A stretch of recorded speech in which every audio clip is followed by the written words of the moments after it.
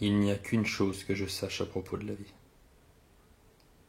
Je sais que certaines choses arrivent par hasard et que d'autres arrivent parce qu'on les provoque. Don't care a fuck cause I'm just drinking, smoking, straight west coasting, bitches putting ass in motion, pussy popping, sex promoting. I don't care a fuck cause I'm just drinking, smoking, straight. Bonjour et bienvenue dans les rubriques de G, c'est un plaisir de vous retrouver aujourd'hui pour ce 5e épisode de Comment j'ai découvert DC. Le pitch de ces vidéos, si vous ne le connaissez pas encore, il est assez simple. Je suis un vieux lecteur de comics, principalement Marvel, quelques mangas, quelques BD franco-belges, mais je ne pouvais pas piffrer, je ne voulais même pas entendre parler des publications de chez DC Comics.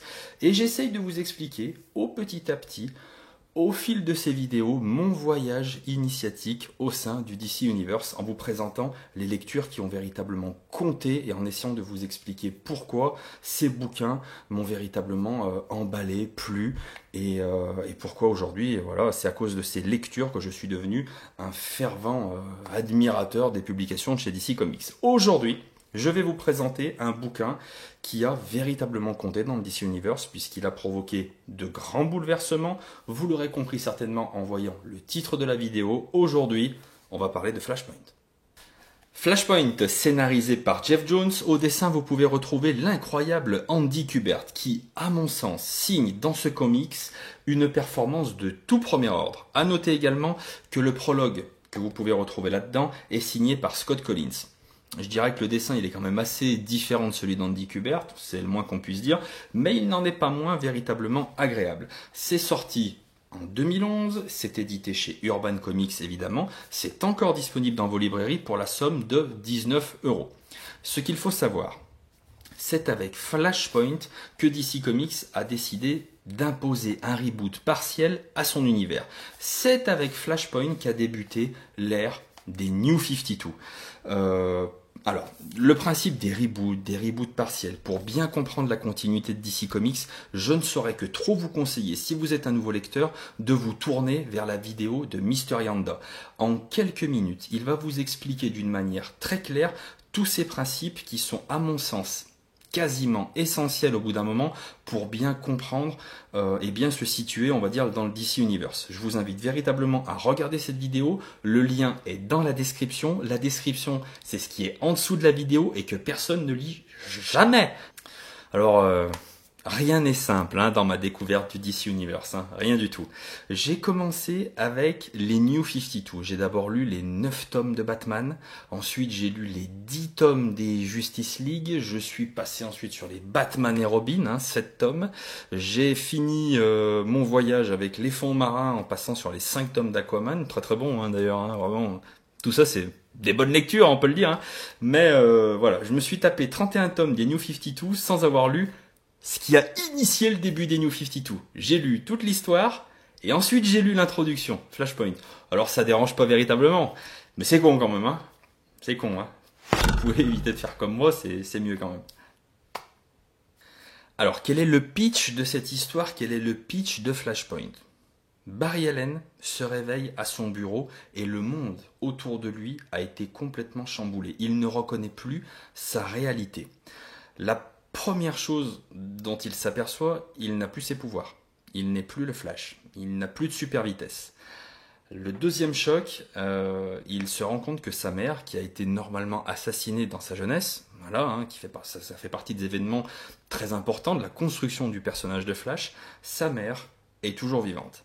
Assez rapidement, il va se rendre compte que ce ne sont pas les seules choses qui ont changé autour de lui, mais que c'est véritablement tous les super-héros, toute la planète qui a été impactée et que la réalité est totalement différente.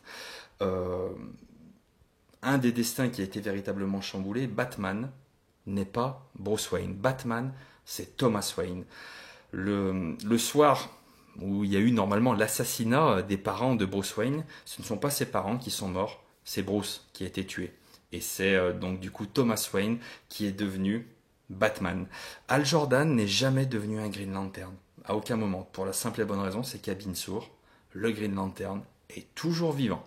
Superman On ne sait pas, il n'a jamais existé, etc., etc. Un autre concept qui est assez important dans ce bouquin, Wonder Woman et Aquaman se livrent une guerre sans merci sur la planète. Wonder Woman a attaqué le Royaume-Uni, l'Angleterre, et elle a fait voilà, de l'Angleterre grosso modo son nouveau royaume, et Aquaman a inondé une partie de l'Europe, et les deux se livrent une guerre absolument sans merci.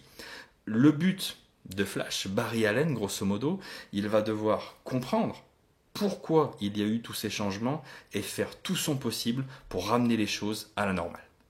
Alors quel est mon avis sur ce bouquin et quel est mon avis sur Flashpoint? Globalement, le principe général de l'histoire, je ne peux, mais j'y adhère, mais à 100%.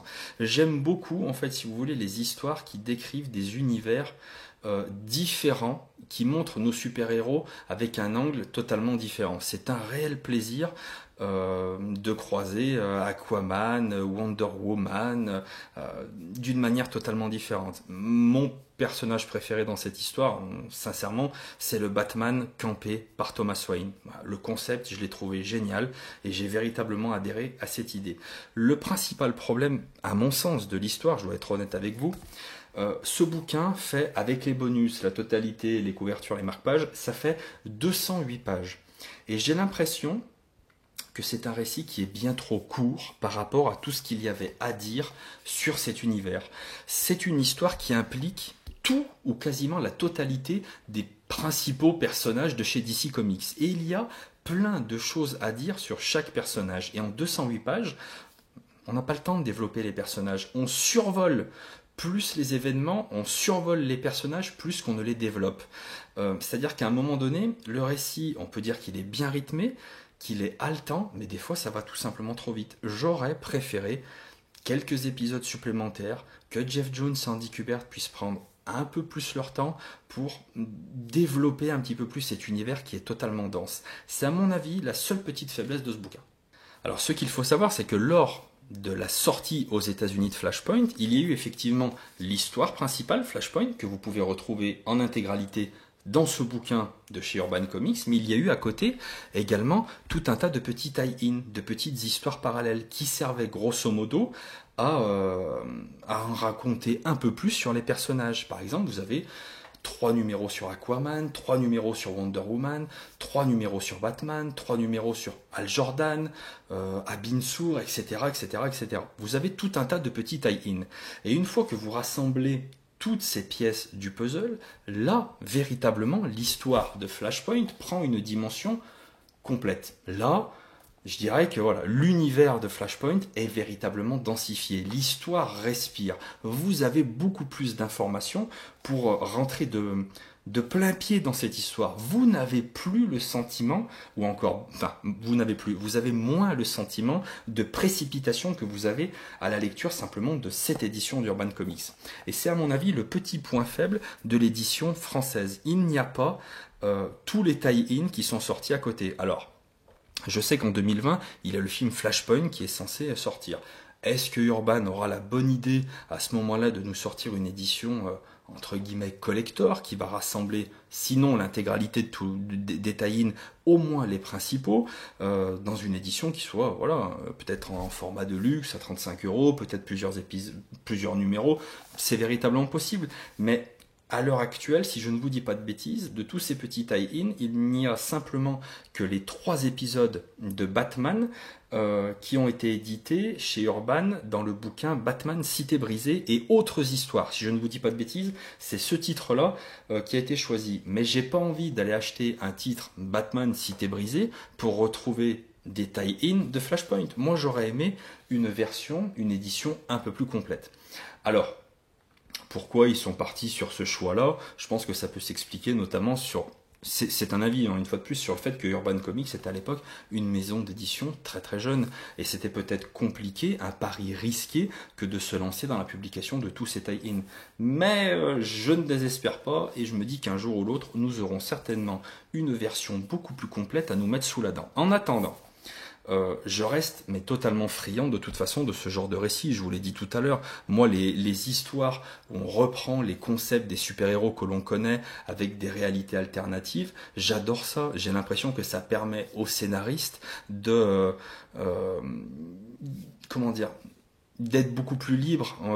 Voilà, on peut réinventer les personnages d'une manière qu'on ne peut pas se permettre forcément dans la continuité de DC Comics. Et il y a autour de Flashpoint véritablement de très très bonnes idées. J'ai vraiment une mention spéciale pour le Batman campé par Thomas Wayne.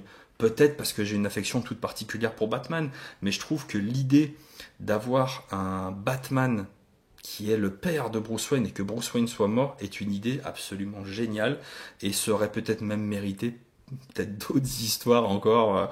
Voilà, j'en aurais voulu plus parce que j'ai véritablement adoré ces histoires-là. Voilà, c'est la fin de cette vidéo et donc de ce 5e épisode de Comment j'ai découvert DC. C'était un plaisir de vous parler de ce comics, de vous parler de Flashpoint. Encore une fois, autour de cette vidéo, ce que j'évoque, c'est simplement mon avis. Mon avis n'est pas la réalité. Votre avis m'intéresse. N'hésitez pas à m'interpeller, à venir discuter avec moi sur les réseaux sociaux, Twitter, Facebook, dans les commentaires de YouTube, où vous voulez. Le but de ces vidéos, c'est de créer du lien, d'échanger autour de cette passion que sont les comics avec vous. Le véritable plaisir, il est là, c'est de papoter avec vous. Et j'ai bien dit papoter, exactement. J'ai employé une expression de petite vieille des années 80 et j'en suis extrêmement fier. Si cette vidéo vous a plu et que vous aussi vous aimez employer le terme papoter, partagez cette vidéo autour de vous, c'était un plaisir et à très bientôt dans les rubriques de G.